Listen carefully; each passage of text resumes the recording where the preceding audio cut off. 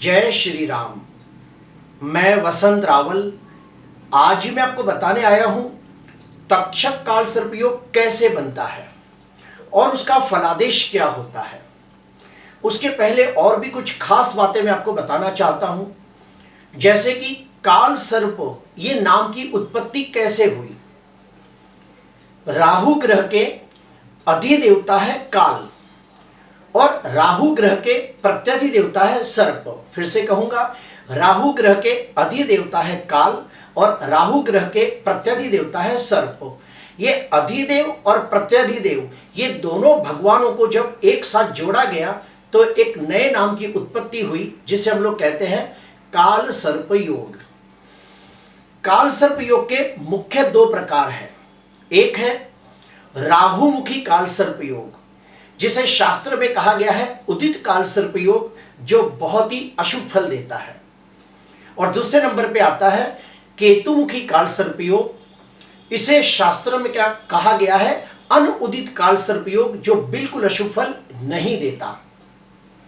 शास्त्र में यह भी कहा गया है कि जो राहु है ये सांप का मुंह है जिसमें बहुत जहर होता है, और केतु है ये सांप की पूंछ है जिसमें बिल्कुल जहर नहीं होता। आइए मैं आपको गहराई से समझाता हूं राहुमुखी काल सर्प योग कैसे देखा जाता है, केतुमुखी काल सर्प योग कैसे देखा जाता है।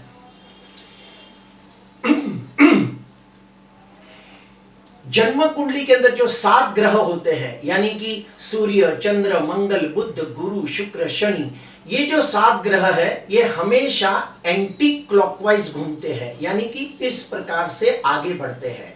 वो हमेशा उल्टी घड़ी के जैसे, यानी कि एंटी क्लॉकवाइज आगे बढ़ते हैं।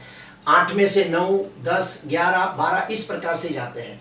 और जो राहु और केतु है ये हमेशा क्लॉकवाइज घूमते हैं, यानी कि जैसे घड़ी घूमती है तो राहु 7 में से 6 में जाएगा, 5 में जाएगा, 4 में जाएगा, 3 में जाएगा, 2 में जाएगा।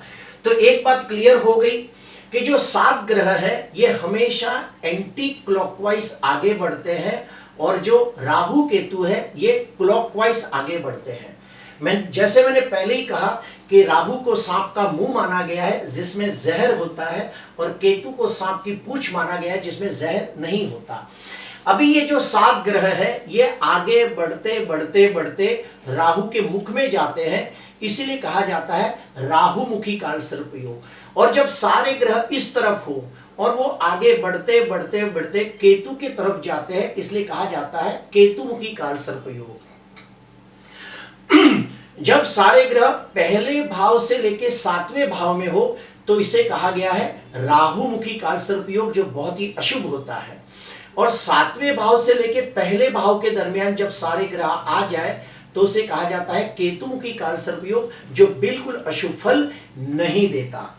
अभी आज हम लोग जानेंगे कि तक्षक काल सर्प योग का फल कैसे देखा जाता है। तो उसके लिए सबसे पहले हमें सप्तम भाव के बारे में जानना होगा कि 7वें भाव से क्या क्या देखा जाता है। 7वें भाव से देखा जाता है पति का सुख, पत्नी का सुख, यानी कि जीवन साथी कैसा मिलेगा। 7वें भाव से देखा जाता है कि व्यक्ति को बिजनेस पार्टनर कैसा मिलेगा, उसको डेली वेजेस यानी कि हम कहते हैं व्यापार, उसका व्यापार कैसा चलेगा, जन कल्याण के कार्य करने से यश की प्राप्ति होगी या नहीं, उसे पति पत्नी का प्रेम कैसा मिलेगा, उनका वैवाहिक सुख कैसा होगा, दाम्पत्य जीवन कैसा बीतेगा, विवाह में कोई लड़ाई झगड़े तो नहीं होंगे। ये सब देखा जाता है सप्तम भाव से। सप्तम भाव से ये भी देखा जाता है जातीय संबंध, उसके बाद काम वासना, उसके बाद दैनिक आजीविका, ये सब देखा जाता है सप्तम भाव से। अगर किसी व्यक्ति की कुंडली के अंदर पहले भाव से लेके 7वें भाव के दरमियान सारे ग्रह आ जाए तो उसे हम राहुमुखी काल सर्प योग कहते हैं, जिसका बहुत ही अशुभ फल मिलता है। जैसे कि विवाह में देरी हो जाना, उसके बाद सगाई होके टूट जाना, विवाह के बाद अपने जीवन साथी के साथ लड़ाई झगड़े कंकास कलेश होना, या फिर शादी होके टूट जाना, जिसे हम कहते हैं द्विभार्या योग। उसके बाद अगर व्यक्ति पार्टनरशिप में बिजनेस करे तो हमेशा उसके साथ लड़ाई झगड़े हो या फिर पार्टनरशिप ही टूट जाए। अगर किसी व्यक्ति की कुंडली के अंदर तक्षक काल सर्प योग बनता हो, राहुमुखी काल सर्प योग बनता हो, तो ऐसे व्यक्ति अपने व्यापार के अंदर बहुत मेहनत करने के बावजूद वो उन्नति, प्रगति, विकास नहीं कर पाते जिसके वो हकदार होते हैं। और ऐसे व्यक्तियों को समाज के अंदर वो मान सम्मान, पद प्रतिष्ठा भी प्राप्त नहीं होती जिसके वो हकदार होते हैं। उनके हर काम में बहुत सारे विघ्न, अड़चने और रुकावटें आती है। अभी हम लोग जानेंगे कि अगर जन्म कुंडली के अंदर राहु अलग अलग भाव में बैठा हो तो कौन सा काल सर्प योग निर्माण करता है। तो सुनिए, राहु पहले भाव के अंदर अनंत काल सर्प योग, दूसरे भाव के अंदर कुलिक काल सर्प योग, तीसरे भाव के अंदर वासुकी काल सर्प योग बनाता है। राहु चौथे भाव में शंखपाल, पंचम भाव में पदम, छठम भाव में महापदम काल सर्प योग बनाता है। राहु सप्तम भाव में बैठा हो तो तक्षक काल सर्प योग, अष्टम भाव में कर्कोटक काल सर्प योग, नवम भाव में शेषनाग काल सर्प योग बनाता है। राहु दसम भाव में तो घातक काल सर्प योग, 11वें भाव में विषधर काल सर्प योग और 12वें भाव में तो शेषनाग काल सर्प योग बनाता है। आपने एक बात सुनी होगी पौराणिक कथाओं में कि सूरभानु नाम का एक राक्षस था। इस राक्षस ने भगवानों के साथ बैठकर अमृत का घुट पी लिया। सूर्य चंद्र को जब ये बात पता चली तो उन्होंने विष्णु भगवान को जाके कह दिया कि हे विष्णु भगवान, ये सूरभानु नाम का जो राक्षस है उसने हमारे साथ छल किया है और रूप बदल के उसने अमृत का घुट पी लिया है। विष्णु भगवान को जब ये बात पता चली तो उन्होंने अपने चक्र से सूरभानु नाम के राक्षस का गले से, उसका चक्र से टुकड़ा कर दिया, यानी उसको वध किया। और ये जो सूरभानु नाम का राक्षस था ये 2 टुकड़ों में बट गया और उसका नया नाम रखा गया राहु और केतु। जब राहु और केतु को पता चला कि सूर्य और चंद्र ने हमारी चाड़ी चुगली की है और विष्णु भगवान को बता दिया है, तो वो बहुत ही क्रोधित हुए और उन्होंने श्राप दिया कि हे सूर्य, चंद्र, मंगल, बुध, गुरु, शुक्र, शनि, आप 7 ग्रह जब भी आप लोग मेरे सामने आओगे मैं आपको निगल जाऊंगा। आपकी जितनी भी अच्छाइयां है उसे बुराइयों में बदली कर दूंगा, आपको मैं ग्रसित करूंगा, आपको मैं परेशान कर दूंगा। और वहां से शुरू होते हैं अशुभ योग, जैसे कि सूर्य राहु साथ में हो तो सूर्य ग्रहण योग बनता है, चंद्र राहु साथ में हो तो चंद्र ग्रहण योग बनता है, मंगल राहु साथ में हो तो अंगारक योग बनता है, बुध राहु साथ में हो तो जड़त्व योग बनता है, गुरु राहु साथ में हो तो चंडाल योग बनता है, शनि राहु साथ में हो तो श्रापित योग बनता है। ठीक उसी प्रकार काल सर्प योग के अंदर भी जब भी सारे ग्रह घूमते घूमते जब राहु के मुख में आते हैं तो राहु उन्हें बहुत तकलीफ देता है, उन्हें ग्रसित करता है, उनको ग्रहण लगाता है और उनकी अच्छाई को खराब फल में बदली कर देता है। अभी हम लोग जानते हैं कि जन्म कुंडली के अंदर वो कौन से 5 सूत्र हैं जिसके द्वारा काल सर्प योग भंग हो जाता है। तो उसमें पहला सूत्र क्या कहता है, सुनिए। अगर किसी व्यक्ति की जन्म कुंडली के अंदर काल सर्प योग बनता हो और अगर उसकी कुंडली के अंदर कम से कम 1 ग्रह या 2 ग्रह उच्च राशि में बलवान हो जाए तो काल सर्प योग भंग हो जाता है। आपको समझाने के लिए मैंने कुंडली बनाकर रखी है, मकर लग्न की कुंडली है और आप देखिए पहले भाव से लेके 7वें भाव के अंदर सारे ग्रह आ चुके हैं और यहां पे राहुमुखी तक्षक काल सर्प योग बन रहा है। अभी इसके अंदर आपको समझाने के लिए मैंने सब लिखा है। सूर्य चौथे भाव में उच्च राशि में बलवान होकर बैठा है, शुक्र तीसरे भाव में उच्च का होकर बैठा है, चंद्र पंचम भाव के अंदर उच्च का होकर बैठा है। तो नियम यह कहता है कि अगर किसी व्यक्ति की कुंडली के अंदर काल सर्प योग बनता हो और उसकी कुंडली के अंदर कम से कम 1 ग्रह, 2 ग्रह या 3 ग्रह उच्च राशि में बलवान होकर बैठे हो तो काल सर्प योग भंग हो जाता है। और ऐसे व्यक्ति अपनी मेहनत से, अपनी काबिलियत से, अपने दमखम पर शून्य में से सर्जन करने वाले लोग होते हैं, जीरो में से हीरो बनने वाले लोग होते हैं, अपने कार्य क्षेत्र के अंदर ऊंचाइयां प्राप्त करते हैं, प्रसिद्धि प्राप्त करते हैं और समाज के अंदर मान सम्मान, पद प्रतिष्ठा की प्राप्ति करते हैं। अभी आते हैं दूसरे नियम के तहत। काल सर्प योग भंग का दूसरा नियम यह कहता है कि अगर किसी व्यक्ति की कुंडली में काल सर्प योग बन रहा हो और उसकी कुंडली के अंदर कम से कम 2 ग्रह या 3 ग्रह स्वगृही राशि में बलवान होकर बैठे हो तो भी काल सर्पयोग भंग हो जाता है। एग्जाम्पल के लिए यहां पे कुंडली बनाई है ताकि आप मेरी बात को समझ सको। सिंह लग्न की कुंडली है और पहले भाव से लेके 7वें भाव के दरमियान सारे ग्रह आ चुके हैं और यहाँ पे राहु मुखी तक्षक काल सर्पयोग बन रहा है। इसके अंदर आप देखिए शुक्र तीसरे भाव के अंदर स्वगृही होकर बैठा है, मंगल चौथे भाव में स्वगृही होकर रुचक योग नाम का पंच महापुरुष राजयोग बना रहा है, गुरु पंचम भाव का स्वामी है और वो स्वगृही होकर पंचम भाव में बैठा है और गुरु पांचवें भाव का कारक भी माना जाता है। तो यहाँ पे 1, 2 और 3 ग्रह स्वगृही होकर बैठे हैं।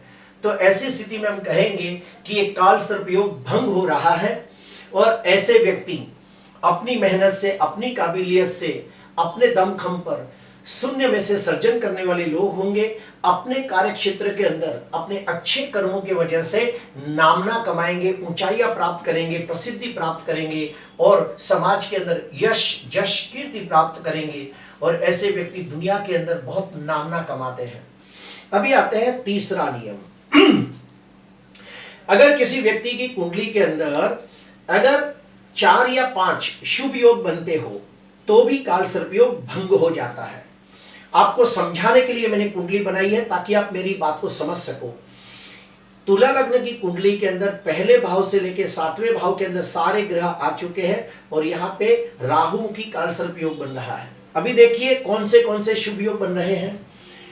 चौथे भाव के अंदर चंद्र मंगल की युति महालक्ष्मी योग बना रही है और यहाँ पे मंगल उच्च का होकर रुचक योग नाम का पंच महापुरुष राजयोग बना रहा है। दूसरा, तीसरे भाव के अंदर चंद्र गुरु की युति गज केसरी योग बना रहा है। ये योग चंद्र गुरु की युति गज केसरी योग बना रही है।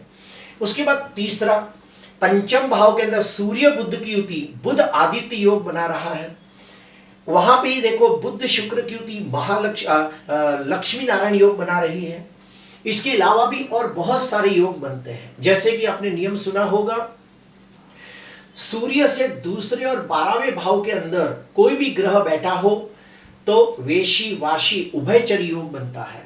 यहाँ पे देखिए सूर्य है, उससे दूसरे भाव में शुक्र बैठा है और 12वें भाव में मंगल बैठा है, तो यहाँ पे वेशी वाशी उभयचरी नाम के 3 योग बन गए। ठीक उसी प्रकार आप देखिए चंद्र से भी 3 योग बनते हैं, अनफा सुनफा दुर्धरा योग। वो कैसे बनते हैं? चंद्र से दूसरे भाव के अंदर और 12वें भाव के अंदर कोई भी ग्रह बैठे हो तो ये 3 योग उत्पन्न होते हैं। यहाँ चंद्र से दूसरे भाव में शुक्र बैठा है, चंद्र से 12वें भाव में गुरु बैठा है, तो हम कहेंगे कि यहाँ पे अनफा सुनफा दुर्धरा योग नाम बन रहे हैं। इसके अलावा भी काफी बार ऐसा होता है कि 1-2 भाव के स्वामी आपस में एक दूसरे के भाव में बैठे हो तो भी यहाँ पे परिवर्तन योग बनता है। जैसे कि एग्जाम्पल के तौर पे दूसरे भाव का स्वामी मंगल चौथे भाव में बैठा है और चौथे भाव का स्वामी शनि दूसरे भाव में बैठा है, तो हम कहेंगे कि यहाँ दूसरे और चौथे भाव का परिवर्तन योग बन रहा है जो 10 राजयोग के बराबर होता है। इसके अलावा काफी बार ऐसा भी होता है कि काल सर्पयोग हो और विपरीत राजयोग बन जाता हो तो मेरा कहने का मतलब यह है कि अगर किसी व्यक्ति की कुंडली के अंदर काल सर्पयोग बनता हो और उसकी कुंडली के अंदर कम से कम 4 या 5 शुभ योग बनते हो, राजयोग बनते हो, तो भी काल सर्पयोग भंग हो जाता है। अभी हम आता है चौथा नियम। अगर किसी व्यक्ति की कुंडली के अंदर काल सर्पयोग बनता हो और राहु के ऊपर कम से कम 3 ग्रहों की बलवान दृष्टि पड़ जाए तो भी काल सर्पयोग भंग हो जाता है। आपको समझाने के लिए मैंने कुंडली बनाई है, धनु लग्न की कुंडली है। आप देखिए लग्नाधिपति गुरु अपनी शुभ 5वीं दृष्टि से राहु को देख रहा है। उसके बाद पंचमाधिपति त्रिकोण का मालिक मंगल अपनी 4थी शुभ दृष्टि से राहु को देख रहा है। ऐसे ही शनि की दृष्टि भी पड़ रही है 3री राहु के ऊपर। तो मेरा कहने का मतलब यह है कि अगर कुंडली के कारक ग्रह लग्नेश, पंचमेश, भाग्येश ऐसे कोई भी बलवान ग्रह अगर जो स्वगृही होकर या उच्च के होकर भी अगर राहु को अपनी दृष्टि से देखते हो तो वहां पर काल सर्पयोग भंग हो जाता है। नियम ये कहता है कि राहु के ऊपर कम से कम 2 या 3 ग्रहों की बलवान दृष्टि पड़ती हो तो काल सर्पयोग भंग हो जाता है। अभी 5वां नियम, काफी बार ऐसा होता है कि काल सर्पयोग के अंदर राहु के साथ या केतु के साथ कुछ ग्रह बैठे होते हैं, कभी 2 भी हो सकते हैं, 3 भी हो सकते हैं। तो उस समय हमें देखना है कि अगर राहु की डिग्री कम हो और उसके साथ जो बैठा ग्रह है उसकी डिग्री ज्यादा हो तो भी काल सर्पयोग भंग हो जाता है। क्यों? क्योंकि राहु क्लॉकवाइज घूमता है और बाकी के ग्रह एंटी क्लॉकवाइज घूमते हैं। तो जब राहु से उसके साथ बैठे ग्रह की डिग्री ज्यादा हो तो समझ जाना उसने राहु को ओवरटेक कर लिया है और राहु को पार करके वो आगे निकल चुका है। जैसे कि यहां देखिए राहु 2 डिग्री का है और सूर्य 27 डिग्री का है, तो सूर्य ने राहु को ओवरटेक कर लिया है, उसको पार करके वो आगे के भाव की तरफ बढ़ रहा है, तो भी हम कहेंगे कि काल सर्पयोग भंग हो रहा है। तो इस प्रकार से मैंने आपको 5 नियम बताए। ये 5 नियम अगर किसी की भी कुंडली में बनते हो तो समझ जाना काल सर्पयोग भंग हो रहा है।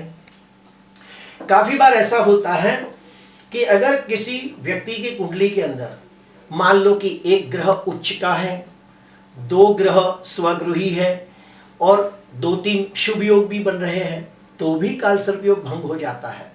तो कोई ग्रह उच्च का हो, 1-2 ग्रह स्वगृही हो, 2-3 शुभ योग बनते हो तो जरा भी चिंता करने की बात नहीं है, वो काल सर्पयोग भंग हो जाता है। और ऐसे व्यक्ति अपनी मेहनत से, अपनी काबिलियत से, अपने दमखम पर शून्य में से सर्जन करने वाले लोग होते हैं, जीरो में से हीरो बनने वाले लोग होते हैं।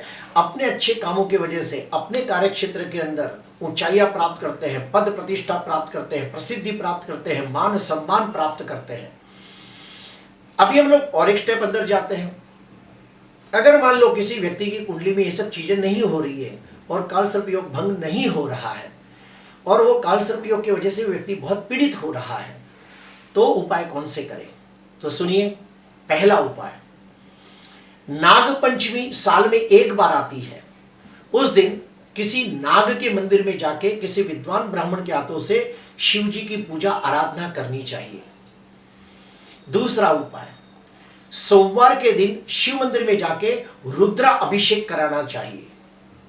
तीसरा उपाय, तांबे का या चांदी का नाग नागिन का जोड़ा बनाकर सोमवार के दिन शिव मंदिर में जाके पूजा पाठ करके विधि विधान करके शिवलिंग को अर्पण करना चाहिए। चौथा उपाय, महामृत्युंजय के 1.25 लाख मंत्र जाप करके उसका दशांश होम तर्पण मार्जन करना चाहिए।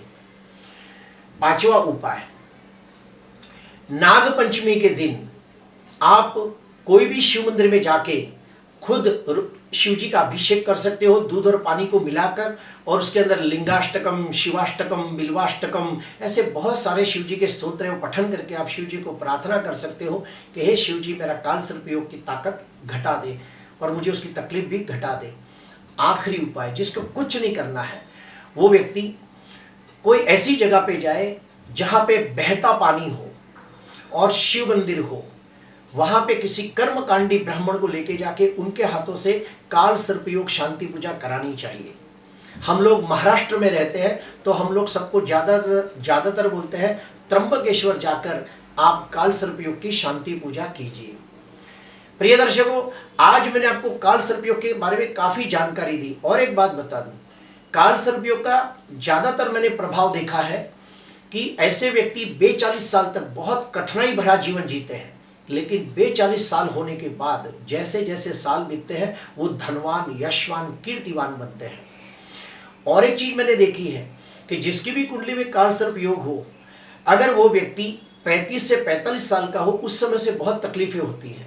और आखिरी बात, काल सर्पयोग वाले व्यक्ति अगर किसी एक ही कार्य क्षेत्र के अंदर अपनी जिंदगी को झोंक दे तो वो लोग निश्चित तौर पे बहुत ऊंचाइयां प्राप्त करते हैं, सफलता प्राप्त करते हैं। बस आज के लिए इतना ही। अगर आपको अच्छा लगा हो तो जरूर लाइक करें, सब्सक्राइब करें। नमस्कार।